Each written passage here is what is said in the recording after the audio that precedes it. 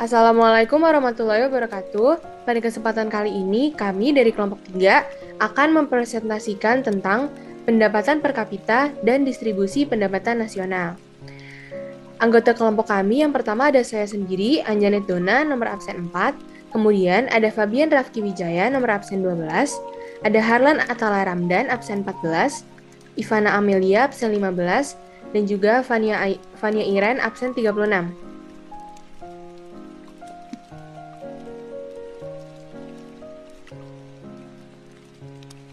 Pendapatan per kapita.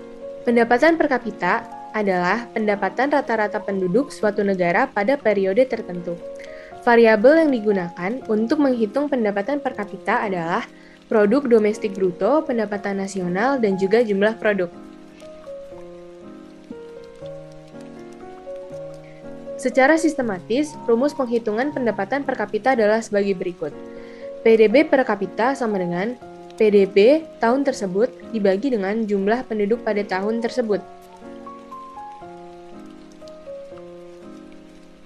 Ada dua cara yang dapat kita gunakan untuk menghitung pendapatan per kapita, yaitu 1. Berdasarkan harga yang sedang berlaku atau disebut juga dengan pendapatan per kapita nominal. 2. Berdasarkan harga tetap atau konstan, diambil dari tahun acuan atau disebut juga dengan pendapatan per kapita real. Contoh soal, di tahun ini, Kerajaan Alabasta terhitung mempunyai pendapatan sebesar 125.000 juta US dollar. Apabila sebesar 20% dari nilai itu adalah milik warga asing, sedangkan populasi warga asli Alabasta adalah sebanyak 10 juta orang. Hitunglah pendapatan per kapita Kerajaan Alabasta. Caranya adalah yang diketahui yaitu PDB sama dengan 125 miliar US dollar dan PNB sama dengan PDB dikurang 20% sama dengan 80% PDB sama dengan 100 miliar US dollar. Populasi sama dengan 10 juta.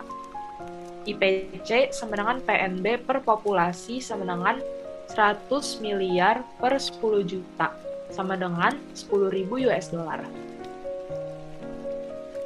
Menurut Bank Dunia, negara di dunia ini dibagi 4 kelompok. Yang pertama, kategori pendapatan per kapita rendah atau low income economies, yaitu IPC kurang dari sama dengan 675 US dollar. Yang kedua, kategori pendapatan per kapita menengah bawah atau lower middle income economies, yaitu 675 US dollar kurang dari IPC kurang dari sama dengan 2.700 US dollar. Yang ketiga, kategori pendapatan per kapita menengah atas atau upper middle income economies, yaitu 2.700 US dollar kurang dari IPC kurang dari sama dengan 8.335 US dollar. Dan yang terakhir, kategori pendapatan per kapita tinggi atau high income economies, yaitu IPC lebih besar sama dengan 8.335 US dollar. Lalu ada kegunaan perhitungan pendapatan per kapita. 1. Untuk mengetahui perbandingan kesejahteraan masyarakat suatu negara dari tahun ke tahun. Yang kedua, untuk mengetahui data-data perbandingan tingkat kesejahteraan penduduk suatu negara dengan negara lain. Yang ketiga, sebagai pedoman pengambilan kebijakan dalam bidang ekonomi. Yang keempat, sebagai bahan perencanaan pembangunan di masa yang akan datang. Dan yang kelima, untuk membandingkan standar hidup beberapa negara dalam kelompok rendah, menengah, dan tinggi. Hubungan pendapatan nasional, penduduk, dan pendapatan per kapita. Jika pendapatan nasional suatu negara tinggi, tetapi jumlah penduduk besar, pendapatan per kapitanya rendah. Sebaliknya, walaupun pendapatan nasional rendah, tetapi jumlah penduduk kecil, pendapatan per kapitanya tinggi. Jadi, tinggi rendahnya pendapatan per kapita dipengaruhi oleh jumlah pendapatan nasional dan jumlah penduduk.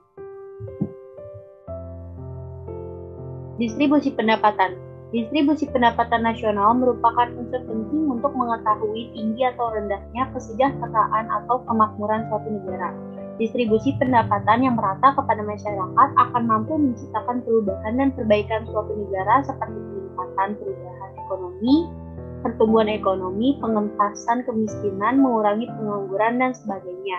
Sebaliknya, jika distribusi pendapatan nasional tidak merata, maka perubahan atau perbaikan suatu negara tidak akan tercapai.